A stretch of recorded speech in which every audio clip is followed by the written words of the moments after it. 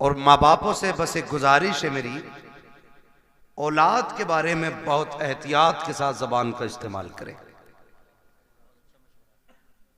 कई बार लापरवाही में माए कह जाती है तुझे मौत ना आ जाती, अपने इलाके की बोली है इसे मरी ले जाए, इसे हैजा ले जाए, तेरे बाट की मौत भी नहीं है। ये आम जुमले हमारे घरों के अंदर माओ के होते हैं औलाद के लिए। बाप भी कभी कभी इस तरह का जुमला बोल देता है। खुदारा कभी औलाद के बारे में ये जुमला ना बोलना, इसलिए कि अगर रब नाराज हो जाए ना तो आपके उसी जुमले को पत्थर की लकीर बना देता है। और वो इस बात पे नाराज हो जाता है कि मैंने इतनी बड़ी नेमत से इसे नवाजा, इसे बेटा दिया और ये इसके हक में मौत की दुआएं मांग रहे हैं। जब वो नाराज हो जाता है ना तो फिर बड़ी मुश्किल मोड़ पे लाके खड़ा कर देता है।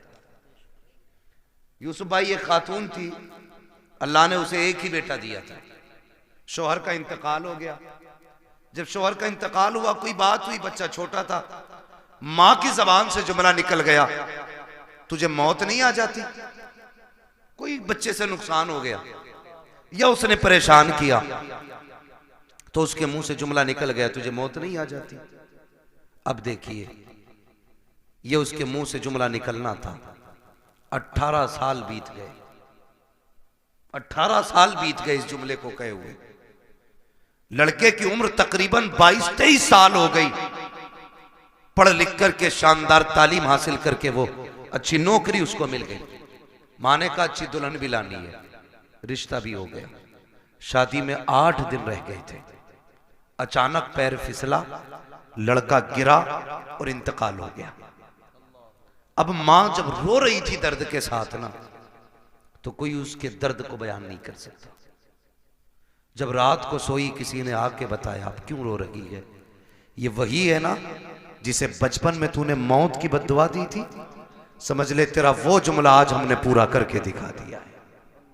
अल्लाह बेटा दे या बेटी दे, जबान संभाल के आपको जुमलों का इस्तेमाल करना है। कभी लापरवाही में भी मौत की दुआ मत देना, इसलिए कि मां बाप की जबान से निकले हुए जुमले कभी कभी पत्थर की लकीर होते हैं।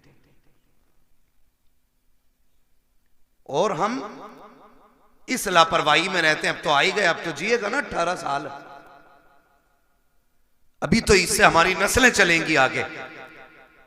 मैंने पहले ही कहा था अल्लाह कादिर मुतलक है, वो देना भी जानता है तो लेना भी जानता है। उसकी नेमतों का शुक्रिया अदा किया करो। और मां बापों से गुजारिश है कि बच्चों से प्यार से बात किया करो। बच्चों के सामने आपसी झगड़े ना किया करो। मियां बीवी के झगड़ों में बच्चे बर्बाद हो जाते हैं। मियां बीवी के झगड़ों में बच्चे बर्बाद हो जाते हैं। वो कहते हैं ना लोग के मियां बीवी एक गाड़ी के 2 पहिए होते हैं। अगर साइकिल के 2 पहिए कह लिए जी आए तो बताइए अगर साइकिल का एक पहिया पंचर हो जाए तो साइकिल कैसे चलती? देखी है ना कभी चलती हुई? ना ड्राइवर महफूज रहता है ना साइकिल महफूज रहती है। और अगर दोनों ही पंचर हो जाएं तो गाड़ी चलेगी? बोले नहीं चलेगी ना। तो आप अपनी जिंदगी को इस तरीके से गुजारें कि बच्चों पे आपकी वजह से गलत असर ना पड़े।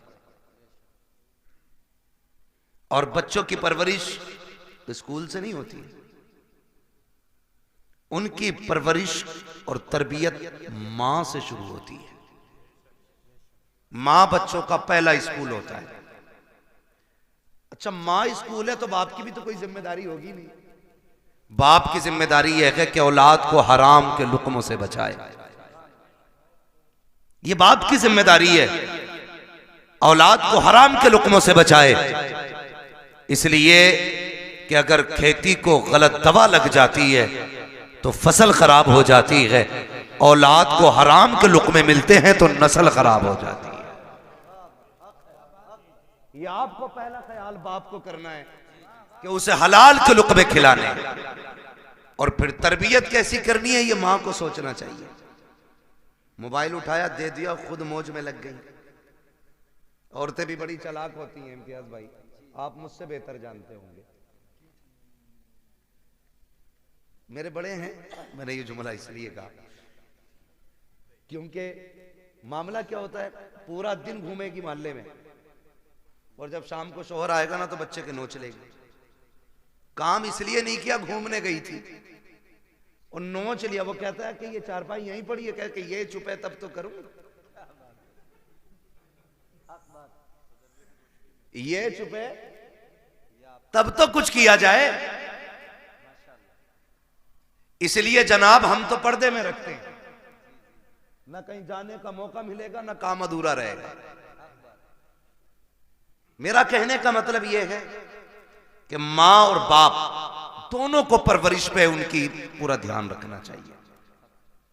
इसलिए कि आपके एक लम्हे की लापरवाही आपके बच्चे की जिंदगी बर्बाद कर सकती है। पूरी बात नहीं बताऊंगा, डाकू सुल्ताना के बारे में सुना होगा। आखिरी फरमाइश में पूछा था क्या चाहते हो, मेरी मां को बुलाया जाए। जबान काटने की फरमाइश आई कि कहा क्यों, कहा पहले दिन अंडा चुराया था ना तो इसने कहा था शाबाश, अगर उसी दिन इसने थप्पड़ मार दिया होता तो मैं आज फांसी के फंदे तक नहीं आता। आप ख्याल करें, बच्चों की सही परवरिश करें, उन्हें अच्छी तालीम दें।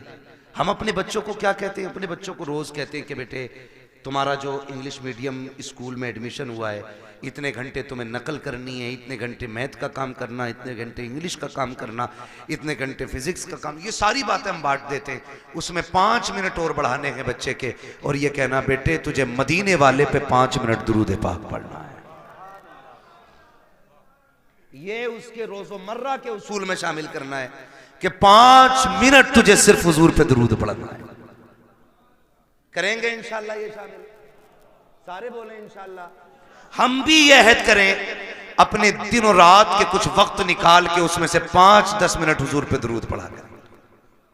हम ये नहीं कहते, हमारे अगर स्कूल जाने में बच्चे के 10 मिनट बाकी होते हैं ना, बच्चा तैयार होके आ जाता है तो अम्मा कहती है बेटे बैठ जा, टिफिन में 10 मिनट बाकी है। उससे कह दिया जाता बेटे ये रहा मोबाइल, या सीरियल लगा दिया जाता है, बेटे तब तक तू सीरियल देख, तब तक न्यूज सुन, तब तक मोबाइल चला, उसके बाद तो हम नाश्ता देंगे, तुम स्कूल चले जाना। क्या कि अच्छा हो अगर 10 मिनट लेट हो नाश्ते की तैयारी में, टिफिन में 10 मिनट बाकी हो, माँ 100 दानों की तस्बीह ला के दे, कहते बेटे इस तस्बीह को एक मरतबा हुजूर पे दरूद पढ़ के पूरी कर ले, इधर दरूद भी हो जाएगा, नाश्ता भी तैयार हो जाएगा। और यार तुम्हें लगा हल्का काम हुआ है, नहीं साहिब ये हल्का नहीं बड़ा काम कर दिया है। अगर रोज तुम्हारा बेटा सुबह 10 बार हुजूर पे दुरूद पढ़ेगा, 10 बार शाम को पढ़ेगा, जब ये दुरूदों का गुलदस्ता मदीने वाले की चौखट पे जाएगा, कभी तो आका पूछेंगे ये किसका बेटा है जिसने हम पे दुरूद पढ़ा है, ये किसका लाल है जो रोज दुरूद पढ़ता है। फरिश्ते कहेंगे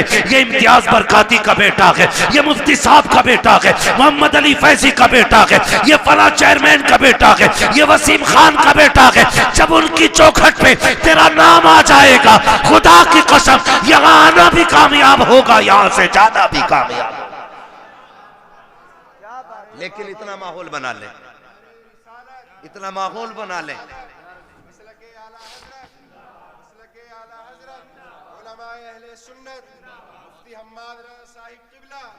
नारे तकबीर, नारे रिसालत।